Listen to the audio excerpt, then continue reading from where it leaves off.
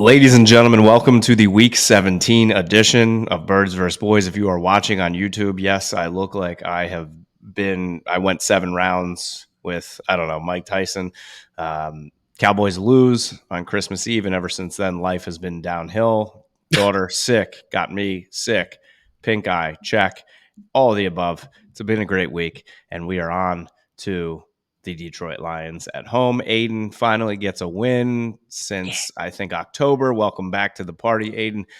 Back in control of the destiny, basically, for the NFC's crown are the Philadelphia Eagles, and we're here to talk all about that heading into Eagles, Arizona, Dallas, Detroit, which will be the Jimmy Johnson Ring of Honor game finally.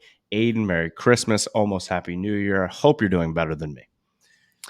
I am. I'm doing a lot better now because you finally wished me Merry Christmas. I FaceTimed you on New Year's Eve to wish you and your family a Merry Christmas, see how you were doing. I was baking a cake, and I wanted to tell you all about it and just wish you a happy holidays. And you were nowhere to be found, so I just felt a little out there. And now I feel a lot better now that you finally I think the reason talked. why I didn't answer was because you FaceTime me on New Year's Eve, like you said, and that's in a couple days. So I will answer the FaceTime on New Year's Eve. Okay, Christmas Eve. Christmas Eve. You are wish correct. You Merry Christmas. I was driving home and could not answer. I apologize. No. Did not get to watch a lot of the Miami game live. Watched a lot of the highlights after. Why you just ignore your best player on your entire team on offense for 2 straight quarters after he looked like he was going to have 250 yards after 2 drives. That begs the question of why, but I know that feeling quite well. So let's get into it. Hope you had a great holiday, in all sincerity. Yep. Aside from the sickness, hopefully it was a good Christmas morning. Tree looked good at your house. Mimosas looked good. Yep. You got everything you wanted. Santa came. Oh yeah, actually I got the shirt and it's sick. And Abercrombie of all places, you would not think that they would have the hookups for like vintage Eagles and NFL attire, but they do. So I was very happy and got the win on Christmas Day. So all in all, great holiday. I know you got sick, but hopefully at least Christmas. It's all right. Yeah, it's all part of it now. Once you have a child, this is what Christmas is now. I thought of you yesterday. We went out to eat, and there was a family next to us, and they had 3 kids, and the one kid coughed the entire meal, and then the other kid at the end of the meal, not the one who was coughing, goes to his dad. He's like, "I don't feel good." I'm just like, how are parents not sick 365 days? And my daughter is not even in daycare or school yet, so can't wait for those days. Makes it That's a cesspool. But we have obviously a lot going on. So I'm going to start with the craziness and absolutely insanity that was that Jaire Alexander interview. Real quick, I have to touch on this. Did you see this? I'm so glad that you're bringing this up because I laughed the entire time. I thought it was so funny. I've watched it 8 times. I have an admission of guilt once we're done talking about this. That you don't know what defer or defense or what the difference is? I may have screwed it up on a football game one time. Did you really? I did it, yeah. They hustled me, though. This time, he just screwed it up on his own. The other team, they hustled the ref, which in turn hustled me. So I definitely, I forget the phrasing that they used, but they didn't use the term defer. Like if you defer, you're supposed to say, we'll take the ball first, or else you're going to be stuck playing on defense both times to start both halves, which is what happened to us. They didn't use the term defer, and it threw everybody off. And I was just like, so we'll play defense first? And they're like, are you sure? And I was like, no, but okay. And they're like, all right, well, they get the ball, and they get the ball to start the second half. I'm like, damn it. It's the stupidest thing in the world. Like, you should just be like, we're either going to kick off now or kick off the second half. Yeah, I was going to say, it's almost like they're purposely making it. Like, who is going to defer and be like, yeah, no, we don't want the ball either. Yeah, exactly, right? The ref walked away from it, and he just looked at me. He was like, I don't know, man. Like that. Like, he was like, sorry. Like, that was just dumb. How about Jaire? Like, why? The thing that, like, he's like, oh, coach didn't know I was from Charlotte. Tell him. Be like, yo, bro, you're Jaire Alexander. Like, you're one of the best corners in the league. You're just like, yo, it's my hometown. Do you mind if I'm a captain today? I guarantee Matt LaFleur would be like, yeah, sure. Yeah, just go out maybe talk. This Clearly. Specific reason is why he's not out there. They're like, yeah, no. You don't know what you're doing. The reporter is just trying to like get him to the point, and him still not getting it was the best part. It was hilarious. They're like, so you just like went out there? He's like, I'm from here. Yeah, and they So were you, like, like they're like, we have the audio. You know, you almost messed that up, right? And he's like, no. He's like, they kept looking at me like, I don't know why. Like, he couldn't figure out why everybody in the huddle, like pregame, was like, "Are you sure?" and that like the balls on the floor to actually suspend him in a must-win playoff scenario game is wild. It is. I feel like this has to be a repetitive thing where Mhm. they were like, "Okay, we're kind of tired of this." But if you're if you're not a fan of that team, it's pretty funny. Oh god, it's hilarious. It's absolutely. I just like. I think the, I think this happened to the Cowboys not too long ago, where they lost possession, like they deferred and didn't get they. I got to look this up, but I'm almost positive it happened to the Cowboys a few years ago, where they lost possession in both halves because of Yeah, this. you're right. Like it'd be so much easier if we were like, okay, do you want the ball first or do you want to play defense first? And then the other team, whoever it is, just be like, okay, then you get the ball, start the second half. I feel like there's an easier way to do this. Yep, His explanation of how to get to an easier way of doing it was hysterical. absolutely hysterical. The best part about it, the sunglasses in the locker room did not help his case. No, oh god, and he's just like, and they're like, did anyone come? Did anyone say anything to you on the sidelines? Like, no, why would they? The best. The All best. right. Well, I had to start with that. But you may begin, since you've had the most recent victory than me for the first time in 2 months. Well, I talked about a little bit about Yes, you that with the did. pregame show, but when we were texting, you said that you had a lot to talk about and you were fired up about things to talk about. But I said I mentioned a joke about the game, and you said it wasn't the game. So I'm Mhm. actually really curious. I'll let you start. I'm very curious.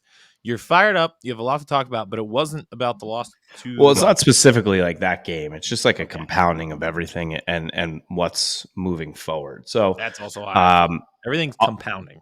it is like the run defense, and the run defense wasn't even that terrible in this past game. Hopefully, I they're didn't going to think get so. Jonathan Hankins back against Detroit, because I mean, this is three straight um, weeks where you're going against dynamic running attacks, right? Buffalo with Cooks, who obviously ran for over 200 yards last week, Mostert and A-Chain, and now you're going against this Detroit team who, with Montgomery and Gibbs, can, slash and dash you apart. Now, some people are saying this game, doesn't mean much to Detroit anymore, because they just won the division Well, title first time since 1993. This is they're going to be on a high, yeah, but they're still playing for a two, hmm possibly. It's very far fetched, but possibly a one as well. So that's a big thing, getting a 2 seed. So I think they're playing with everything on the line, and I think this is a type of game that Dan Campbell is fully going to have his team ready to go. People, in circles are like, well, they're not the same in Detroit as they are on the road, kind of using the Cowboys logic. They're 6-2 on the road this year. So you can throw that logic out the door. Okay. it's just the Bears game that they looked horrible. That I think Yes. is recency bias in everyone's brain, where they're like, And "Oh, guess they're what? actually bad." That's a division game, right? We've all seen Yeah. those things, and I've seen it Well, against the Eagles. You've seen it against the Cowboys, in times where we shouldn't lose against each other, when you shouldn't be in a grinded out game on Christmas with the Giants. Like, that's just what happens in division games. So I this was the game that I was, I always thought Buffalo was going to be a loss. yep. Miami, I thought, was kind of a toss up, and that's kind of what the game came down to, right? I think it came down to little mistakes that the Cowboys, I've talked about 1,000 times, make in big games, especially on the road, and Miami is playing just lights out at home. This was the game in this quote unquote mini gauntlet where people were like, all right, it's at home, it's Jimmy Johnson, it's Saturday night, like this is a lock. No, no, it's not. Like, what do the Cowboys in recent years have problems with? Getting punched in the mouth. What is Man Campbell's quote? He wants to bite kneecaps off and literally beat the shit out of teams. So, like, this is the exact. Mike McCarthy said it this week, Aiden. This is their toughest matchup of the season. If Really? this is the toughest matchup you have of the season and you just got beat down by Buffalo, you lost by 30 to the 49ers, what does that mean, Aiden? I I'm actually kind of surprised that he thought that was the toughest because I thought I am. Well, I'll start here. I'm a big time Cowboys fan this week. Go Cowboys! How about That that? helps us if they beat the Lions. So we are boys versus boys this week, and I feel everything that you said. Where I think the Cowboys are in a good spot. They need to bounce back. I don't really trust the Lions defense. I trust them less in this moment. And I think there's an emotional high of winning the division, having this drought, having hosted a playoff game, and who knows how. It was actually since the Cowboys Lions playoff game a Mm-hmm. few years back. And I just think they are due for a letdown, and it could be this moment. So I'm actually a little surprised. I thought you'd be more like up. I mean, you know how See, I was after like losing back to back games, but I was also like they could bounce back winning I'm here. up. I think the Cowboys are going to come to play in this game, right? It's Okay. at home. It's Saturday night. They love to play in prime time. This is the Jimmy Johnson game. I'm not coming in here saying like I think it's a loss. I just think people need to realize it's not going to be, I An don't easy think, win. one of those, well, we average to win by 38 points at home every all week.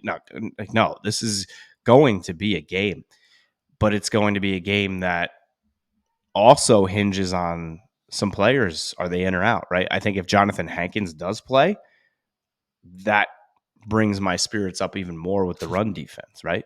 If Tyron Smith plays, I feel a lot better than Chuma Edoga at left tackle against Aiden Hutchinson. That Because if it's would help.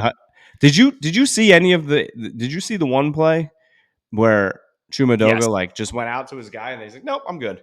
Yeah, yeah. He was lost. He barely got a hand on the guy. I think it was Bradley That's Chubb the too, which of problem. like all people. He's lost. Like when he does know what man is his, he's okay. He's like an average player. He doesn't know. That's the Yeah. problem. And for Dak to be pressured like on 44% of his throws, it's not going to get it done, right? And the way this running attack, you have Tony Pollard going inside for absolutely no reason when it's just a race to the pylon, which a speed running back's supposed to do. Like, I can think of a reason that the speed back went inside instead of didn't make it to the pylon. why is that? He broke his leg within this calendar year. So why are you losing momentum to go inside? Like True. I've I That don't I've angle also was I don't horrible. think I've ever seen a player get 85% of his body in the end zone except for the ball. It was a very impressive tackle. I know the Cowboys fans are upset It with was. Pollard's angle to the end zone, but the tackle was also very impressive to just stonewall him like that.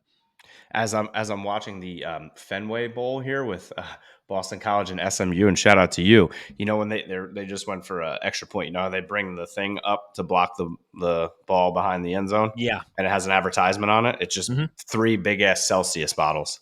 Oh, you have 3 big Celsiuses and your eyes are gonna be twitching for the rest of your life. You're gonna be like Eleven's mom in Stranger Things when she's like, "Sunflower, rainbow, 95 Um, degrees." so there's little things in this game, and the Lions left tackle is also he is a DNP so far this week. So if he does not play, that brings my spirits up with this pass rush getting after Jared Goff. It's just what team's going to show up? Is it the Mhm. home team that balls out, or is it the team that for some reason just neglects Michael or neglects CeeDee Lamb for 2 quarters? Um, gets sacked on 1st and 10 from the 11.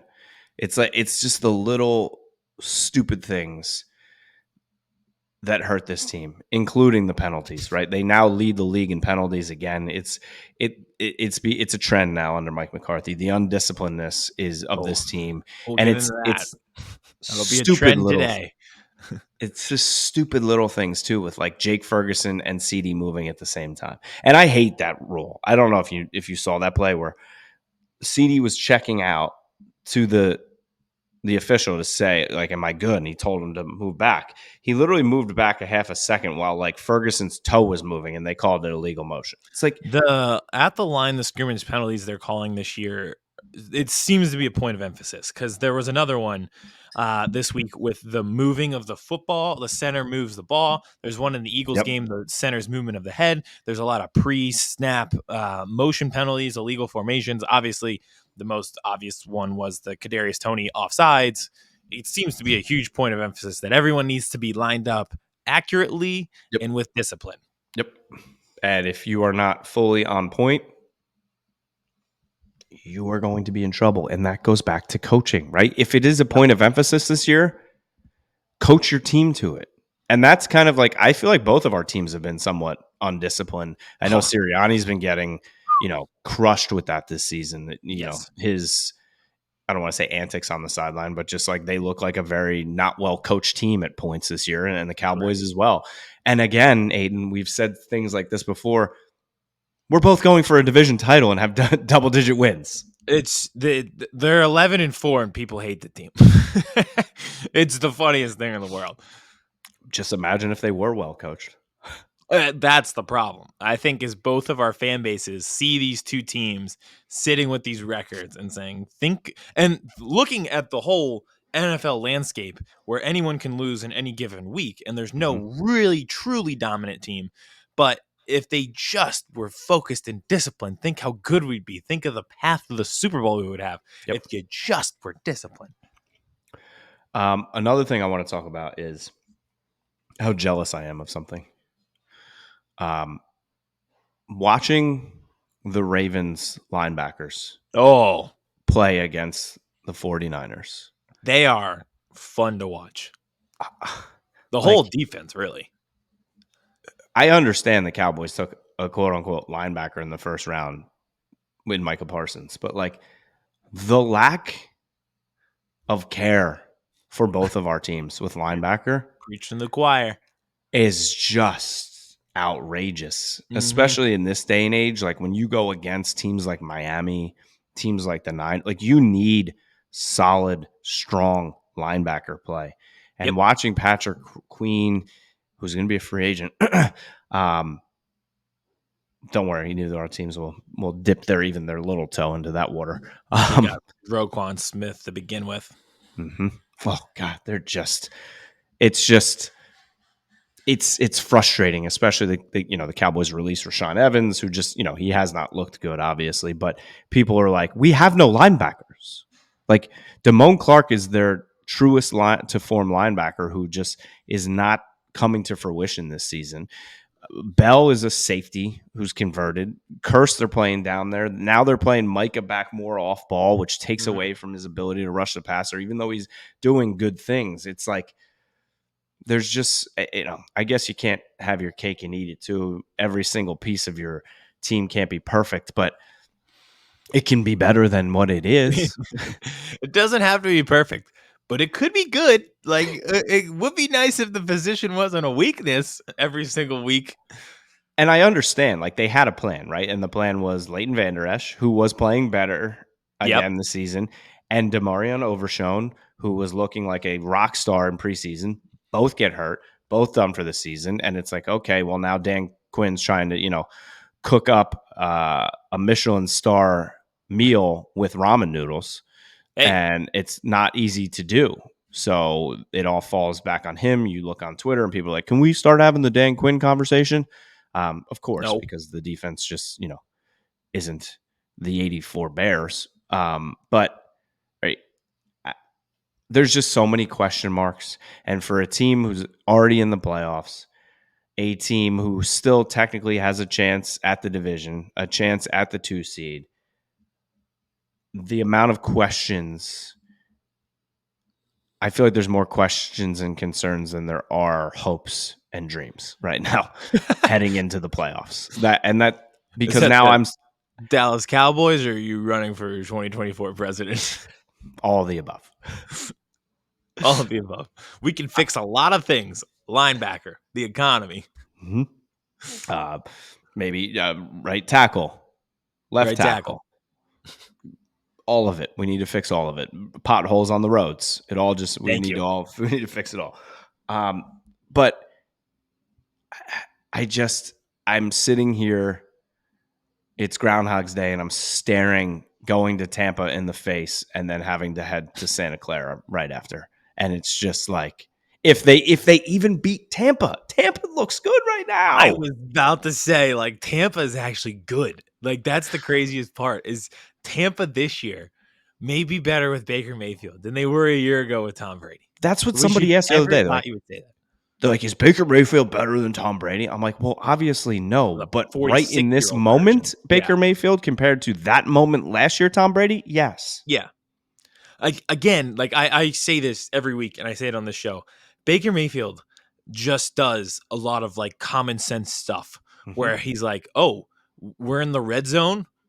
I'm going to throw it to Mike Evans because he's 6'5", you know? Like, Mm-hmm. "Oh, I am about to get killed. Maybe I should check it down to Rashad White." Like he just seems to like get what to do in Tampa. And that proves very beneficial in a playoff game where he's not going to sling 3 interceptions because he's like, "You know what? Mike Evans, 6'5". I'm going to throw it up. Rashad White, he can run. I'm just going to dump it down to him."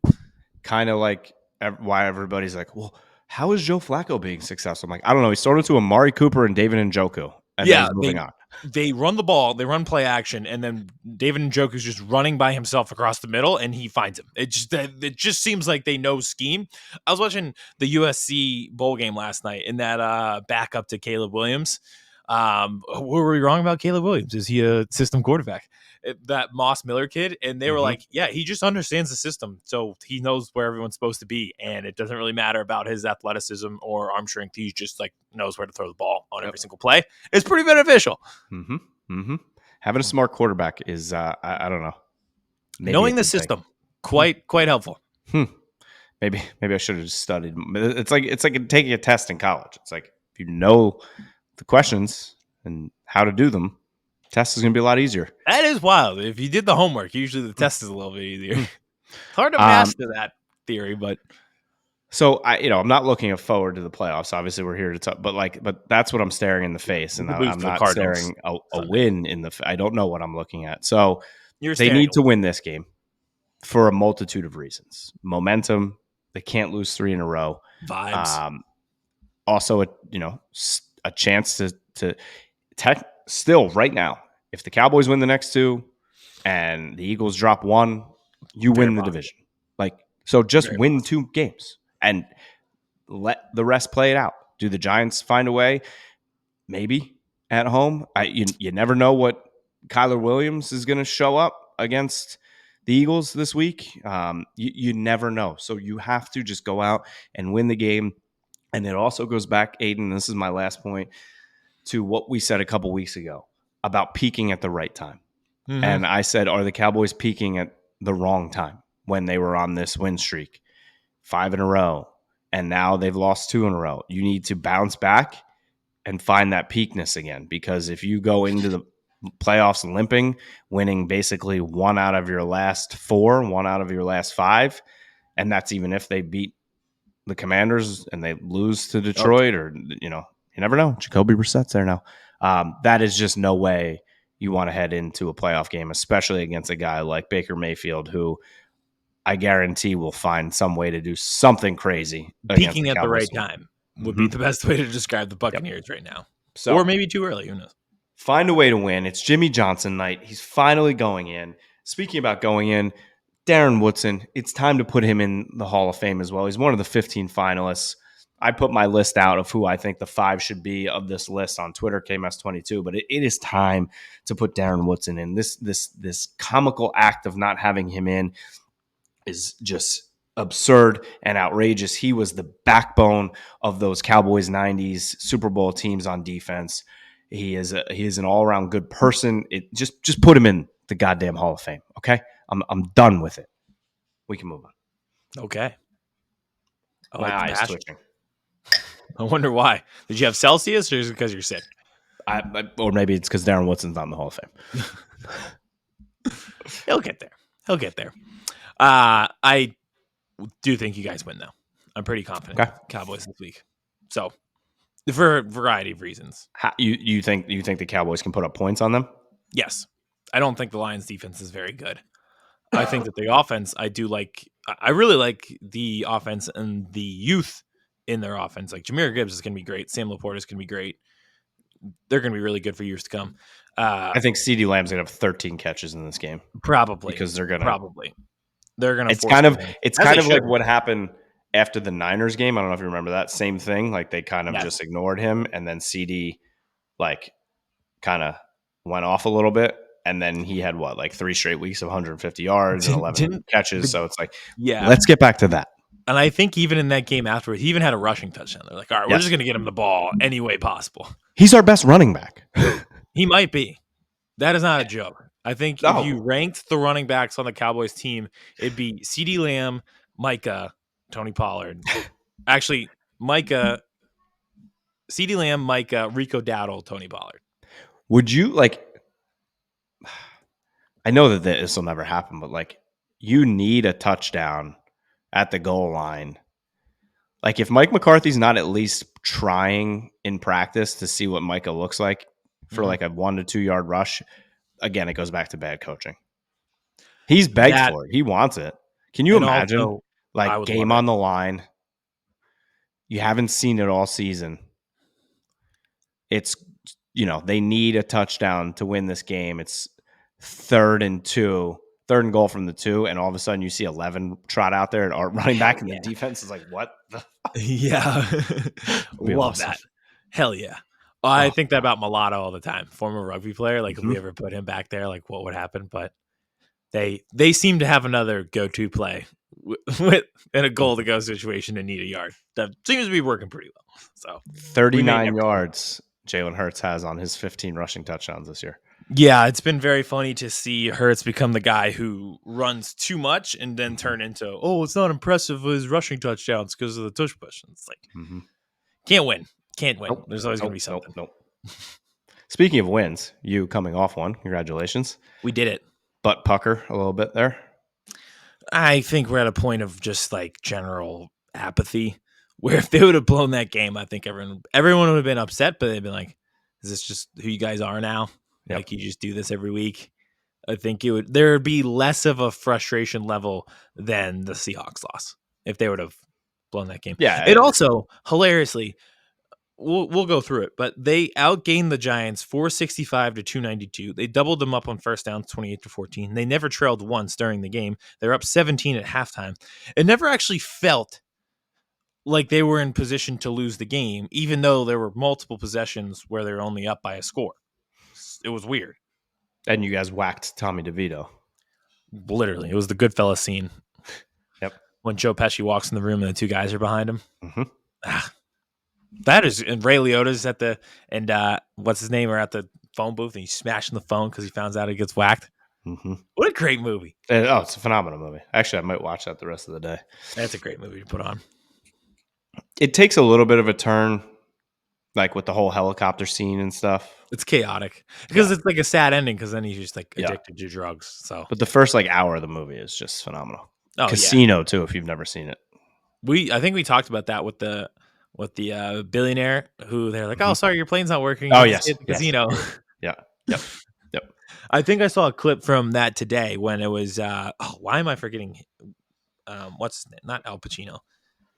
The other Italian actor who's in every Italian movie. You know what I'm talking about? Robert De Niro? Yes, thank you. He's like, I want him dead. I want the house burnt down. I want to piss on his ass. I just saw that clip today.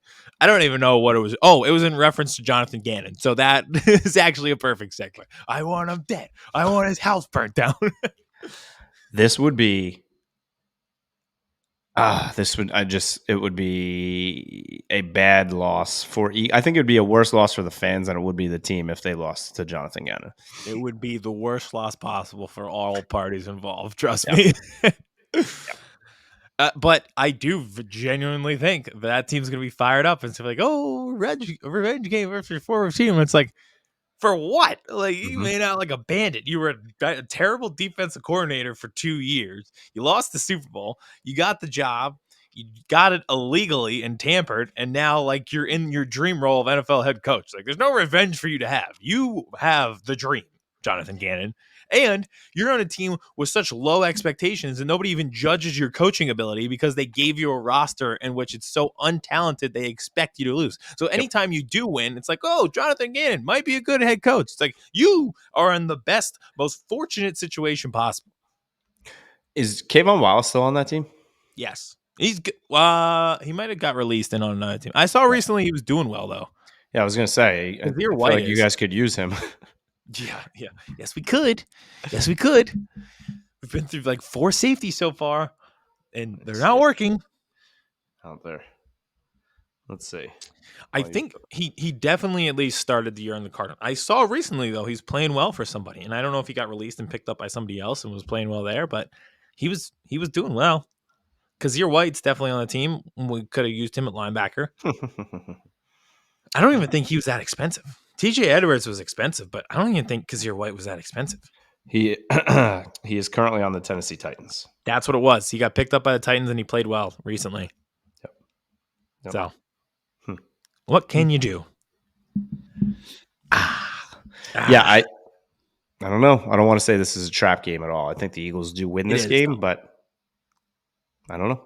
I do like it's not going to be the level of energy you would expect from a 3-win team at the beginning of January. Like I think they're going to play with more emphasis and effort than you would expect.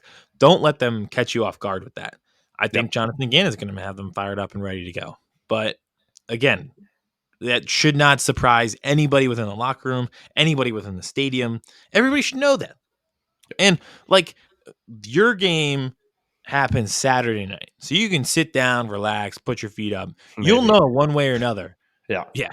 Like if the Cowboys lose, okay, you win this game, you win the division.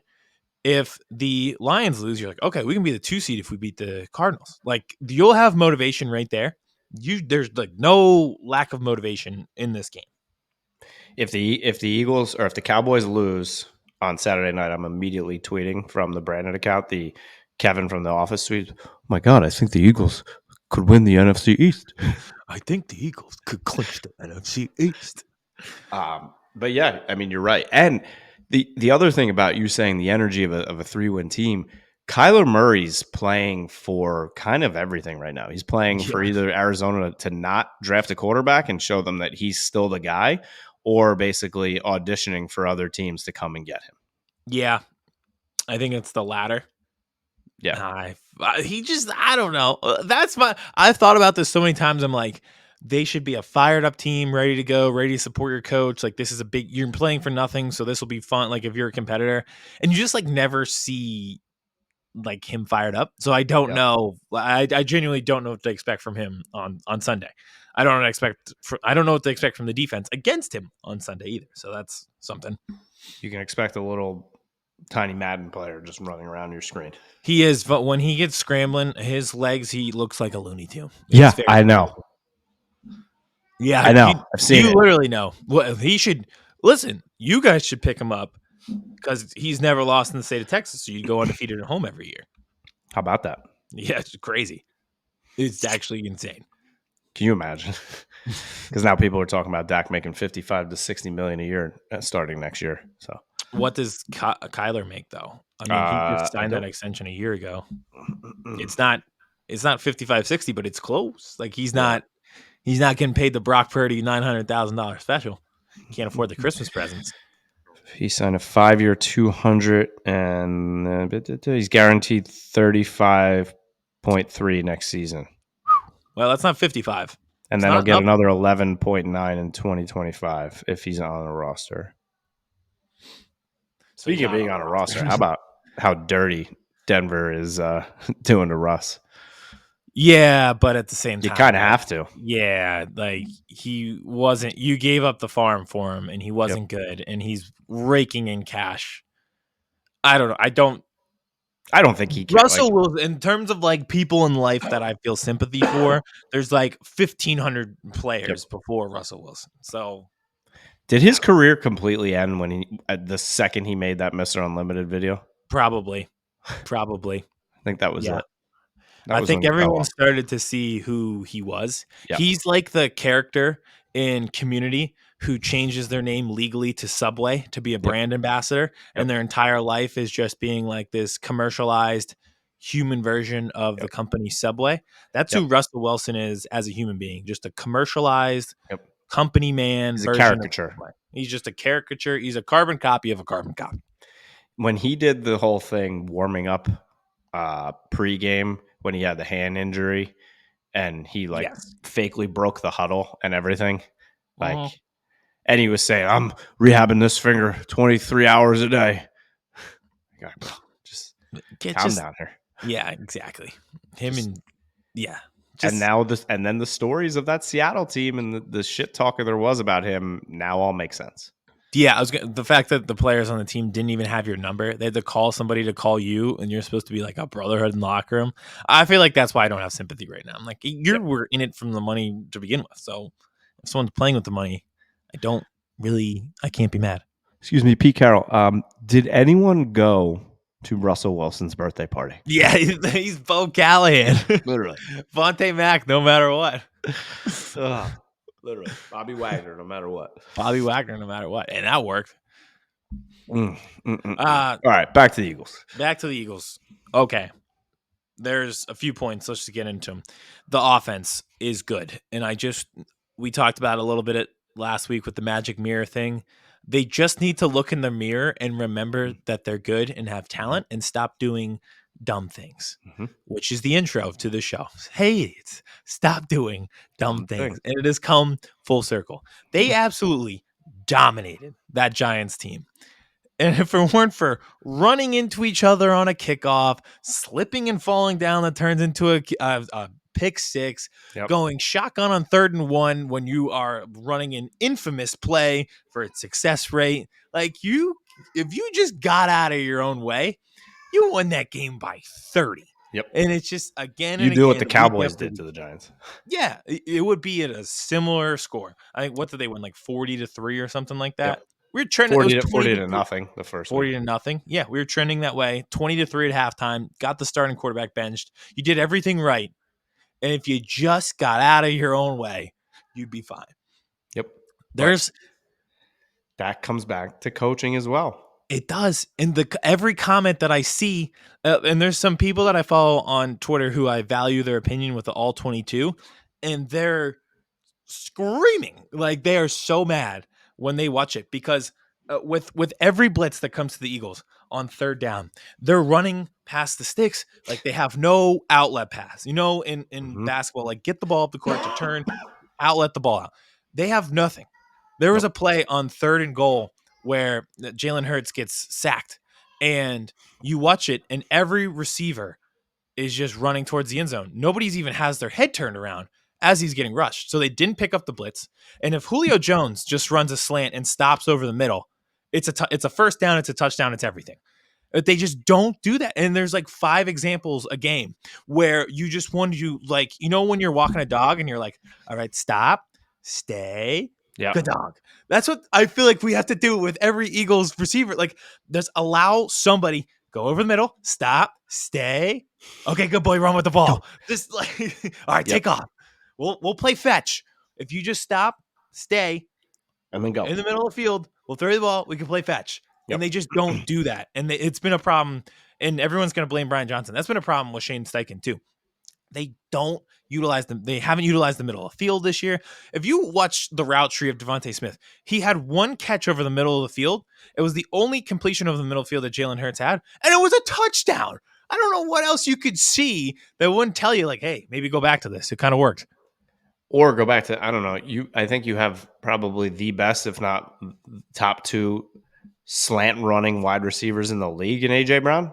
He literally led the league in yards after the catch, and now we can't get a single slant. They don't go into motion. They don't go across the middle of the field. They don't use the tight ends across the middle of the field. They don't check down to the running backs. It was like a big deal, parade worthy thing that on a certain play they brought the blitz off the corner. Kenny Gainwell went out in the flat. They hit him, and it turned into a 12-yard gain. And it's like, where is that every single week. If they just did that 3 times a game, they would probably win every game by 14. This is not alliteration. Like, this is true. It's almost like Nick Sirianni's like all week is more worried about like what t-shirt he's going to wear to practice that's going to go viral and how he's going to be fired up on the sideline and putting his little numbers on his thing and Mhm. making sure that his Italian flag on his hat is good. And he's just like he's almost becoming a meme. And then he's like, yeah, just run the same offensive plan back. We'll just run it back for this week. And it's like, whereas in the beginning it was like innovation, attention to detail. There was so much about growing the flowers, and I feel like he just feels like the plants have grown, and now it's just like, okay, I have a garden, and it's not like trying to continue to make the garden fresher. Bro. Yeah, I would honestly say like the gimmicks are gone though. Like Yep. when you talk, like he hasn't had like a speech with the flowers in quite some time. No funny T-shirts. Like he just looks like a tired, Is miserable he just human being. exhausted? I think he's just exhausted, and it shows. Like the team just looks exhausted. I don't know if I posted the clip from Birds vs Boys. They won that game, and Mike Galafaro was on the sideline, and he pans to the sideline after the game-winning interception, and nobody celebrates. Yeah. Nobody. Like they just walk to like meet the Giants in midfield and wish them well and good luck. Not one person was jumping up and down celebrating. It's insane. Like they just look miserable and tired at all times. I think I said I noticed that against the Cowboys game in Dallas, that was the first time I've seen Nick Sirianni on the sideline, like just No fire. stoic. Stoic. Like No no fire. visor, hat, no fire. Like the whole thing. Remember last year he was like on this that thing doesn't mean now. He's like, or Yeah. like the whole thing where he's like, I know what I'm fucking doing. Mm-hmm. Remember that whole thing where he got caught on mic and earlier in the season greeting all the Eagles fans, going up into the stands, high-fiving everybody, the whole thing, the Chiefs, I don't hear you anymore. It seems like since that Chiefs game, that's where those things have kind of changed. Stopped. Even then, it was kind of rare. Like that's the only point this season. I feel like every game last year, he was like talking to the fans up in the stands after the away games and stuff like that. None of that's there this week. I feel like I think they he's are scared. He doesn't have Big Dom next to him anymore. He can't. exactly. Yeah, everything's changed since we lost Big Dom. Mhm. Unbelievable. Mhm. They just feel like we need to remind them that they are good at their job, very talented human beings, and they should have fun doing it. There's an episode of Catfish where the kid finds out he gets catfished, and it's a pretty brutal one. And he comes from like a broken home, like I think he didn't have parents or something like that. So he took it really hard when he got catfished because it was like the first time he'd ever, had a connection with somebody. Yep. So he's like screaming, freaking out. And the host just like hugs him, and the host walks away and he goes, I think that's the first time anyone's ever told this kid that he felt love and like anyone's ever shown affection to him or ever hugged him in his entire life. That's how I feel about the Eagles right now. It's like Yeah. I feel like no one's ever like hugged them and told them that they're like good quality human beings this season. Like no one's ever said like, "Hey, you guys are really good at your job. Like you're an enjoyable product. You should Mhm. be that." Like they've just totally forgot who they are. It's almost like they're actually listening to Philadelphia media. They clearly are because they're arguing with people online. I hate the fact that they go on certain radio shows Yep. because obviously they're listening to that. And it's just like, but at the same time, I don't even blame some of these like when I watch those all 22s from people who know what they're talking about and they're like, this is unacceptable how sloppy this is. It's hard to just be like, well, let's overlook it. Like, oh, Yeah. let's have a good time. Let's make sure the vibes are good for these guys. Yep. And like the run the ball thing, it worked. Like you can be mad at the fans and down on them all you want. That was the perfect offense. After that 3rd and 20, they had a 16-yard run, 4-yard run, play action pass to Dallas Goedert, gets them first down to the 4-yard line, run into the end zone. We're not wrong. It is literally the "why are you booing me? I'm right" situation. Yep. I remember this all season where I was like, oh my God, they're going to have DeAndre Swift and Rashad Penny Yeah, and he's Gainwell. alive. It's like I thought, and there was like these talks of this 3-headed running back monster, and they're going to be able to just run these guys into the ground because they're never going to get tired. And behind that Hall of Fame offensive line, and it's like, what happened? What happened to that? What happened? That's what I wanna do. Like, I want this offense to look and be like, "This is what you could be." I would say the Giants game, like I said, they dominated. They just did some dumb things, but for the most part, like, they moved the ball. They won in all 3 phases of the game, even special teams, but they ran the ball effectively. They finally ran, like, they had the fuck you drive that we talk about so much. Like, Yep. the Giants got the ball back, but the Eagles possessed it for about 5 minutes and put a field goal on the board. Like, they did good things. There were Yep. different plays. There was play action. They ran play action from under center. They even had like a wide receiver screen to Britton Covey just to change things up, see what he could do. Like, they utilized different people. They were Olamide Zaccheaus is blocking all the way down the field on the punt return, on the wide receiver touchdown of Devontae Smith. Like, they did a lot of good things. It's just Yep. it's easy to say, like, if you just eliminate the sloppiness, they'll be fine. So it's like they do a lot of great stuff, but they have sloppy plays. In week 17, it's hard to be like, well, if they just fix the sloppiness, it's like, no, There's there were more to do. 17 weeks to fix it, and they Yep. haven't. Elliot Shore Parks was talking about this. He was like, there were multiple times they stopped training camp practices because Nick Sirianni lit into them because he was mad about the sloppiness and the penalties in training camp practices. You're telling me post Christmas they're going to magically figure that out? Yep. I just don't think it's going to work. That's kind of almost like the same thing with the Cowboys right now, and what we talk about with the attention to little details. Like, this is a multi-year issue that Yeah. is not going to get changed overnight, No. especially overnight heading into the playoffs. A week of practice is not fixing this. My one hope with the Eagles, it was promising to see the way the offense moved the ball and the way that they moved the ball on Sunday or Monday against the Giants with the run and pass balance, with the utilization of play action, to get multiple guys involved. My hope is, like, when they get to the playoffs, it's a team that's like, oh yeah, we've been here before. Like, Yep. there's times where I feel like they're sleepwalking because they know that they're a good team, and they would get to that game and be like, okay, we're locked back in. Like, I think it's a group of guys who have been there before.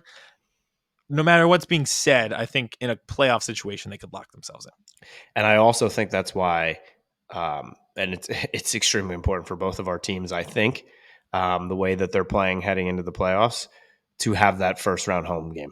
Yep.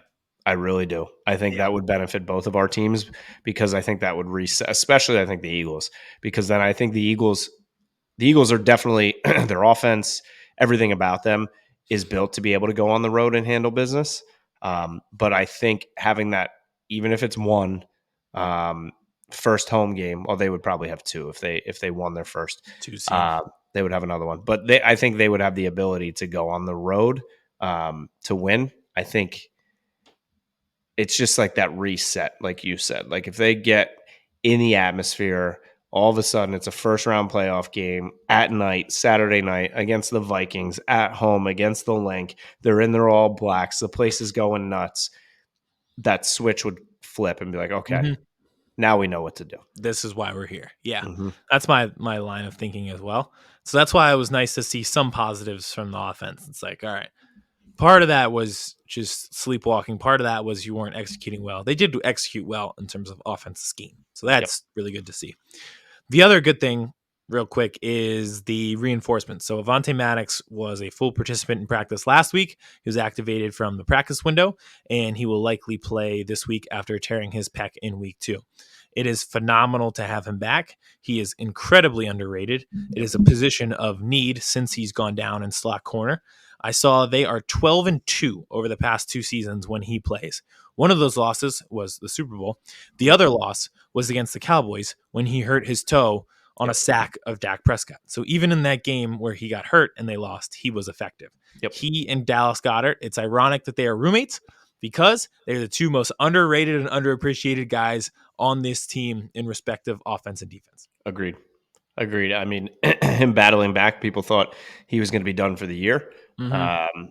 But And this is like they always say, like, additions at the deadline and stuff. Like, this is a basically like a free agent addition to your almost, team because you've been playing without him for 15 weeks. So yeah. to get that infusion, and in the infusion at the exact spot that you need on the defense, is huge. My friend was telling me that hot chicken was invented by accident, like the Nashville hot chicken. I almost Thank feel, God. yeah, exactly. And you're eating regular chicken, and then by accident you create hot chicken. You're like, wow, this is great. We'll watch that Eagles defense with Avonte Maddox on the field, and we've been eating chicken, and we'll see him play, and we're like, whoa, this hot chicken, this is a game changer. This is different. Yep. And all he needs to do, I think, is make one big play in the beginning of the game, and that's also one of those catalysts. Oh yeah, open field tackle from him, and pass breakup. If he could get a pass breakup on Trey McBride, who gets like 18 targets a week, by the way, which is insane. We both loved coming out of college, also out of Colorado State. Yeah, I like him a lot. And now, man, yeah, that's rough. He'll probably, win or lose, I think he will have like 10 receptions against the Eagles. I think he's going to dominate. But speaking of, that reminds me real quick before we head out. Ertz is still out there, right? Yeah, I don't know. I heard that he might sign with the 49ers. I'm sure he wants to come back to the Eagles. But yeah, it's been a few weeks now. He's been released and he's still out there. So yeah, we'll see with that. And we'll see. Avonte Maddox is back this week. Kaylee Ringo was playing on the outside. He's getting rave reviews. James Bradbury was playing in the slot.